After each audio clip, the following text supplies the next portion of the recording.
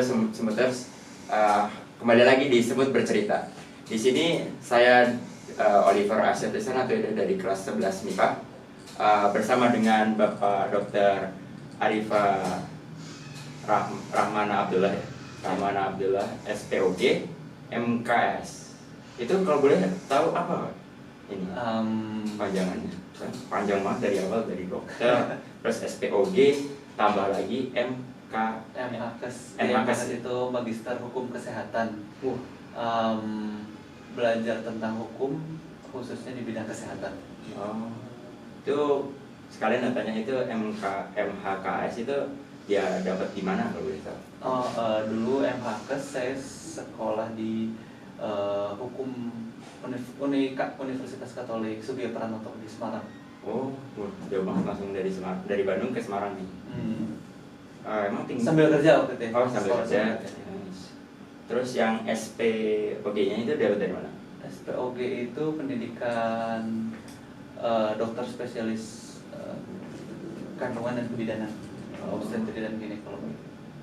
Terus jadi dari SPOG langsung lanjut ke MA? Oh enggak, yang terakhir SPOG yang terakhir. SPOG yang terakhir? Iya. Jadi setelah dapat itu MHKS ya, MHKS ya disebutnya. Itu langsung lanjut ke SPOG itu? Oh enggak langsung sih, saya sempat kerja dulu beberapa tahun. Pendidikan spesialisnya baru diambil 2018. 2018. Jadi sejarah dari dokternya itu berapa tahun Pak kalau boleh tahu? Saya selesai dokter 2012, terus baru ambil spesialis lagi tahun 2018, jadi sekitar 6 tahun. 6 tahun Kerja tahun, udah 6 tahun jadi dokter. Terus langsung aja ya, dari wawancaranya kan dari angkatan 11 kan ya Pak? Ya, angkatan 11. Itu punya pengalaman gak yang berkesan? Soalnya juga pengen tahu ke pengalaman yang paling berkesan lah selama di SMA Plus Matahari. Pengalaman yang berkesan mungkin dulu saya ketika sekolah di SMA Plus Matahari ini, karena ada suatu kasus ya, pernah di skorsing ya. Wah. Hampir dikeluarkan. Waduh. Namun alhamdulillah waktu itu berkat kebijakan dari Matahari juga, dari kepala sekolahnya, jadi saya tidak jadi dikeluarkan sehingga dapat meneruskan sekolah sampai tamat di SMA Matahari. Waduh, itu rada bahaya. Kalau boleh tahu Kak, ini Kakak tuh masuk ke SMA Matahari itu ada motivasinya nggak? Kenapa tiba pengen ke Matahari? Jadi sebetulnya saya masuk ke SMA Matahari itu atas saran dari orang tua, saran dari orang tua. Sebetulnya saya dulu di Cirebon. Ya di Cirebon. Jadi saya dulu SMP di Cirebon. Kemudian karena dulu ada angkatan 2 ya. Jadi beliau itu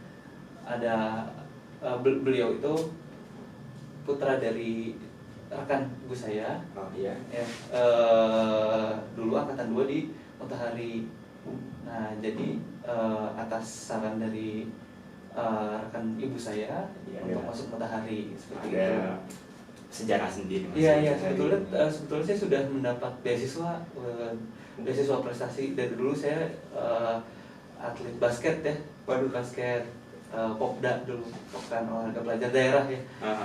Terus mendapat beasiswa untuk ke SMA 2 Bandung dan juga SMA 1 Cirebon. Nah, dulu saya sempat masuk ke SMA 1 Cirebon dulu beberapa hari, namun kemudian masuk ke SMA Matahari ya, dan melanjutkan di SMA Matahari. Mungkin sudah jalannya ya, dan itu takdir Allah Subhanahu wa Ta'ala untuk saya sekolah di SMA Matahari seperti itu.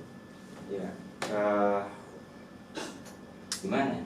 Soalnya mau tanya sekalian, ini SMA Matahari menurut Bapak gimana ininya? Apa keseluruhannya ini? Kesan Bapak gitu dari kesannya sangat baik di SMA Plus Matahari ini, karena selain kita mendapat ilmu-ilmu akademis ya, ilmu-ilmu yang diajarkan di sekolah, kita juga banyak belajar tentang ilmu-ilmu kehidupan ya. Contohnya kan di banyak kurikulum yang di SMA Plus Matahari ini tidak dimiliki di sekolah-sekolah lain ya. Misalnya nanti minggu depan kan ada SWC ya, Iya, benar. spiritual working spiritual working work camp. camp ya. Nah, spiritual working Iya, camp kan. itu di mana-mana nggak ada, cuma ada di Matahari. Dulu saya ditempatkan di Ciwidey. Dan itu sangat berkesan sampai sekarang. Saya ditempatkan di Ciwidey dengan keluarga yang memang kesulitan secara finansial. Jadi kita di sana ikut merasakan dan berempati terhadap keluarga tersebut, dan juga kita merasakan bagaimana upaya yang dilakukan oleh keluarga tersebut ya. Soalnya ntar kan minggu depan kita ada SWC juga itu. Mungkin bisa cerita sedikit kayak pengalaman SWC-nya gitu. Jadi waktu dulu saya SWC, kebetulan saya ditempatkan di satu rumah tersebut dengan rekan seangkatan saya, yaitu ada Andro namanya, Andro. Nah, saya ditempatkan dengan Andro. Nah, jadi si bapaknya itu dia bekerja di kebun teh, ya di KTPN di Ciwidey. Kemudian ibunya itu jualan gorengan tiap pagi.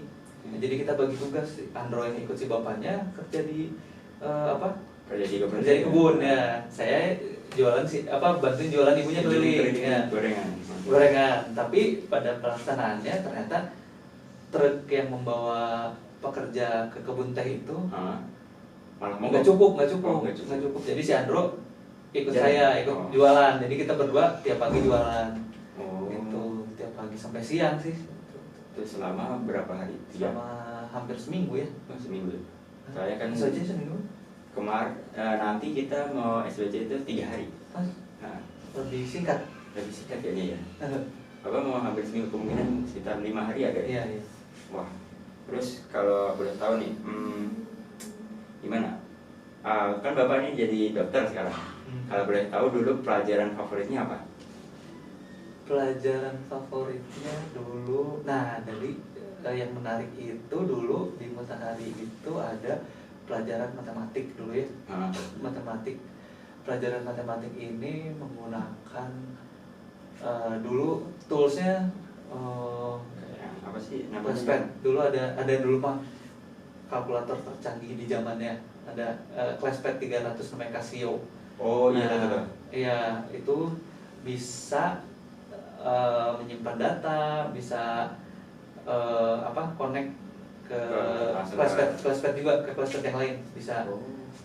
Jadi dulu itu yang pelajaran favorit saya itu matematik dulu, karena ada Classpad itu, karena ada Classpad. Sebetulnya yang bikin menariknya itu, tapi kalau misalnya nggak ada Classpad itu mungkin matematik tidak semenarik itu ya. Iya. Kayak di sekarang pakai kalkulator di matematik ibarat hal yang rada tabu gitu. Jadi, Iya. Kalau pakai matematik bikin rada ini penjumlahannya kayak gitu semuanya kan bikin rada tumpul, jadinya nggak ada Classpad lagi malah sekarang. Kalau saya juga pengen nyoba sih kalau gitu. Harus dicoba tuh.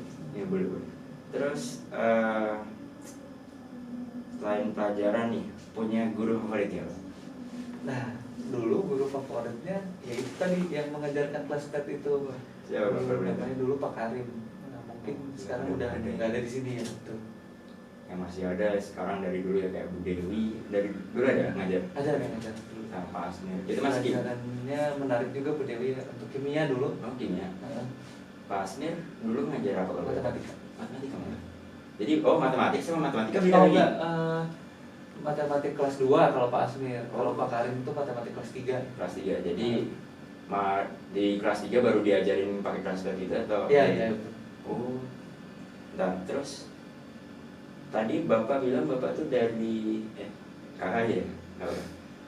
Bilang dari Cirebon ya? Artinya ngekos ya pas itu? Iya, di asrama dulu. Di asramanya Pak siapa? Pak Ade. Sekarang kan asrama laki-laki digabung anggapannya, jadi ada sama Pak Anwar gitu, dibimbing semuanya. Terus mungkin langsung saya mau tanya tuh, kegiatan selama ini apa Pak pas jadi kayak kurang lebih kegiatannya saat ini pas jadi dokter? Kegiatan saat ini dari pagi sampai malam praktek ya. Sebenarnya pengen tanya sih, tapi Enggak ada. Mungkin saya juga pengen tahu ya, dokter ini sebenarnya profitnya lah itu kurang lebih seberapa gitu dibandingkan sekolah dokter tuh kan terkenal dengan kemahalannya gitu salah satu ya. Iya. Kita emang kalau mau masuk dokter tuh udah harus siapin biaya lah intinya. Nah, itu kalau boleh tahu profitnya seberapa gitu? Profitnya, nah kalau misalnya berbicara profit, sebaiknya jangan menjadi dokter. Ya, kalau bicara profit, lebih baik menjadi pengusaha. Nah, ya, karena untuk jadi dokter itu satu mungkin secara profit. Kalau misalnya berbicara profit mungkin sulit ya, karena jadi dokter itu tidak hanya profit mah itu ikutannya ya, tambahannya. Yang pertama kan kalau misalnya mencari profit sebaiknya menjadi pengusaha. Itu lebih tepat ya, itu. Kalau misalnya jadi dokter memang satu prosesnya lama ya, kedua ya mungkin nantinya barangkali tidak sesuai ekspektasi untuk mengharapkan profit yang didapat. Sebaiknya kalau misalnya dari awal mencari profit itu tidak menjadi dokter. Memang dokter ya, kerjaannya mulia lah anggapannya. Iya mungkin ya. Nah, emang biasanya orang tua saya juga menyarankan dokter biar bisa membantu orang tua. Ya betul, setuju. Itu emang mungkin pekerjaan mulia emang nggak gampang. Ya, terus tadi saya mau meluruskan yang masalah dokter identik dengan biaya yang mahal ya. Sebetulnya kalau misalnya itu kan sekarang banyak tuh beasiswa ya, dari LPDP banyak ya, dari beasiswa banyak, terus dari program-program yang lain juga banyak. Nah sebetulnya kalau misalnya kita sudah mempunyai niat dan kita punya kemauan yang keras ya, insya Allah pasti ada jalannya untuk mendapatkan hal tersebut gitu. Jadi nggak usah takut kalau misalnya mau punya cita-cita, insya Allah ada jalannya gitu. Sekalian gitu, ada tipsnya nggak masuk ke dokteran gitu? Tipsnya masuk ke dokteran, belajar di SMA jangan disia-siakan. Gini, kalau misalnya masuk ke pendidikan dokternya itu di universitas negeri, itu akan jauh lebih sedikit biayanya dibandingkan dengan swasta. Jadi, nah kalau misalnya mau masuk yang negeri itu kan jalur masuknya dari SMA. Makanya ketika SMA kita harus belajar sebaik mungkin untuk bisa masuk yang universitas negeri gitu. Cuma nanti kalau misalnya pada jalannya nggak bisa masuk negeri, bisa masuk swasta ya nggak apa-apa. Itu mungkin itu udah jalan. Iya. Terus mungkin tadi kan ada saya tanya kesannya di Sekolah Matahari. Terus gimana kalau kesannya pas di kedokteran, Pak? Kesannya pas di kedokteran, oh iya. Jadi dulu saya ketika di kedokteran itu lebih banyak berorganisasi. Ya, jadi ketika pendidikan dokter itu sebanyak berorganisasi dan bisa dulu mah agak sulit ya untuk untuk pergi ke kemana-mana ya. Transportasi emang masih rada nggak segampang sekarang. Ya betul, nggak segampang sekarang untuk berpergian. Tapi dulu itu ketika di pendidikan dokter saya justru banyak pergi ke luar negeri untuk jadi delegasi mahasiswa kedokteran. Jadi saya dari organisasi tersebut namanya ISMKI, Ikatan Senat Mahasiswa Kedokteran se-Indonesia. Jadi dulu tuh waktu saya masih ada 72 fakultas kedokteran. Nah dulu saya di situ kebetulan sering mengirim delegasi ke luar negeri, ke Thailand, ke Yunani, ke Jerman, sampai ke Jerman, ke Jepang dulu dari ketika saya mahasiswa kedokteran tersebut. Ketika saya mahasiswa kedokteran, dan alhamdulillah untuk setiap bepergiannya itu pasti untuk biayanya ada sponsor. Waduh, kayak nasib tuh jadinya. Terus kan itu tadi saya dengar itu menurut saya juga termasuk prestasi gede lah buat jadi siswa delegasi kayak gitu.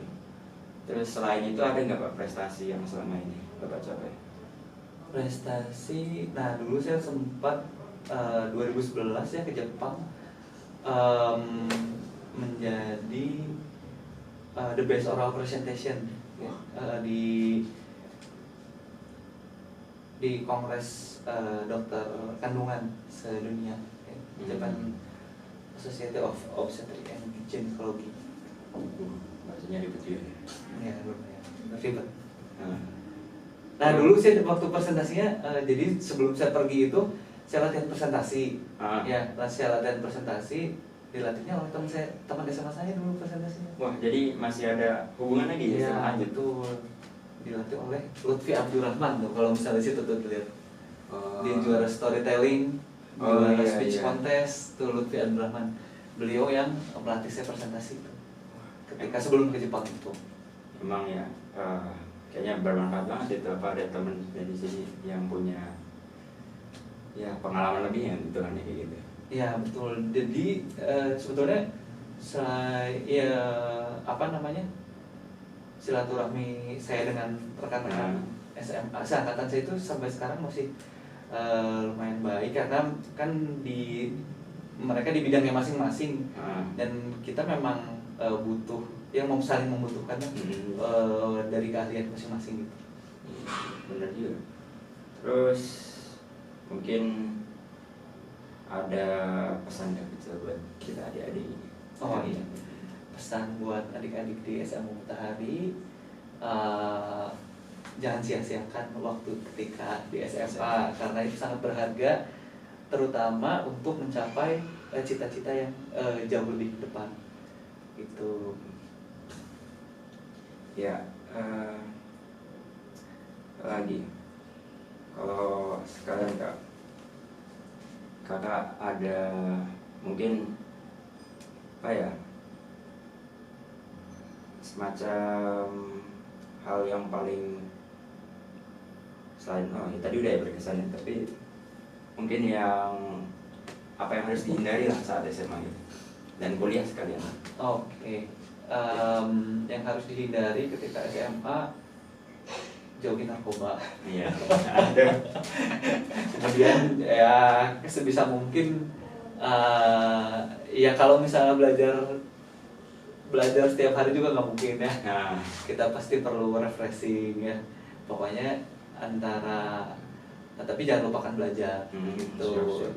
Jadi belajar sebaik mungkin ketika SMA, manfaatkan waktu sebaik mungkin terutama untuk kebaikan-kebaikan gitu. Terus kelas, nah ini mau mungkin yang kelas 3 nih, yang udah pada lulus mungkin ada yang mau lagi nonton kan gitu. Nah itu ada tips pas di kuliahnya nggak, perkuliahan gitu di bidang perkuliahan ngapain aja? Oke, jadi tips untuk kelas 3 yang mau masuk kuliah ya, pilih jurusan atau bidang yang memang kalian sukai, sehingga nanti pas menjalani kuliahnya itu memang dengan semangat dan passion yang tinggi. Jadi bukan sekolah karena terpaksa. Karena ada sering istilah salah jurusan. Ya betul. Terus kan itu pas mau milihnya nih, pas di dalam kuliahnya ya apa? Pas di dalam kuliahnya ya harus kuliah dijalani dengan sebaik-baiknya kuliahnya. Kalau bolos sekali-kali mah ya nggak apa-apa ya. Manusiawi ya, bolos sekali-kali, cuman jangan kebanyakan. Terus kalau di kuliah itu selalu lihat yang lebih tinggi. Misalnya teman kita yang lebih rajin lebih itu, kita harus bisa lebih dari dia. Ada yang teman yang mencapai IPK-nya lebih tinggi misalnya, kita harus lebih dari dia gitu. Jadi lihat ke atas kalau misalnya kuliah ya gitu. Jadi sekarang jangan sia-siakan juga masa kuliah, karena nanti kuliah itu di S1 itu akan berguna, pencapaiannya itu akan berguna apabila ini meneruskan ke jenjang berikutnya dan juga ke dunia kerja ya. Kalau misalnya dia S1-nya bagus, dia berprestasi, tentunya akan lebih mudah dalam mencari pekerjaan nanti. Ya. Soal pekerjaan nih Pak, saya tadi sempat baca dikit biologis Bapak gitu. Itu kelihatannya ininya banyak banget gitu sampai ke pemerintah gitu, jadi dokter pribadinya itu gimana Mas? Gimana Pak? Jadi saya sempat menjadi dokter pimpinan gubernur dan wakil gubernur tahun 2016 sampai 2018. Itu karena saya itu sebetulnya PNS ya, PNS PNS Provinsi Jawa Barat. Saya diangkat PNS itu 2015, 2014, 2015. Jadi selesai kuliah langsung. Nggak selesai kuliah saya 2012. Oh. Selesai kuliah itu sebetulnya 2010. Ah. Saya pendidikan profesi dokter dulu 2 tahun. Jadi baru beres dokter 2012. Oh. Nah, dari 2012 saya sempat bekerja di Bogor ya, di Bogor.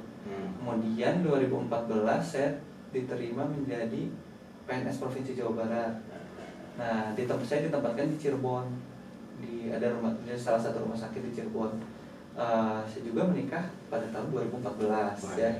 Nah, ketika menikah, istri saya dan anak saya kebetulan di Bandung. Ya, jadi saya pulang pergi ke Cirebon. Pulang pergi ke Cirebon. Kemudian di 2016 itu gubernur dan wakil gubernur kekurangan dokter pribadi. Nah, pada saat itu tidak ada yang memasukkan lamaran untuk posisi tersebut. Jadi ketika saya masuk langsung diterima gitu. Dan itu yang membawa saya kembali ke Bandung. Jadi emang udah takdir balik lagi langsung Ya, ke Bandung. balik ke Bandung. Terus mungkin kalian ada pesan nggak untuk mungkin buat guru-guru atau siapa yang lagi nonton, guru-guru yang lagi nonton gitu? Oh iya, pengen ini kasih pesan. Ya, kepada guru-guru ketika saya SMA, terima kasih atas jasa-jasa Bapak dan Ibu guru semuanya. Berkat kalian saya sudah mencapai titik ini ya. Alhamdulillah juga berkat semua pelajaran dan ilmu-ilmu yang diberikan oleh Bapak dan Ibu itu sangat berguna bagi kehidupan saya di kehidupan berikut seperti itu. Ya mungkin sekian saja dari saya Pak. Jadi sekian dari wawancara hari ini di Semut Bercerita. Mohon maaf apabila ada kesalahan dalam tutur kata. Assalamualaikum warahmatullahi wabarakatuh.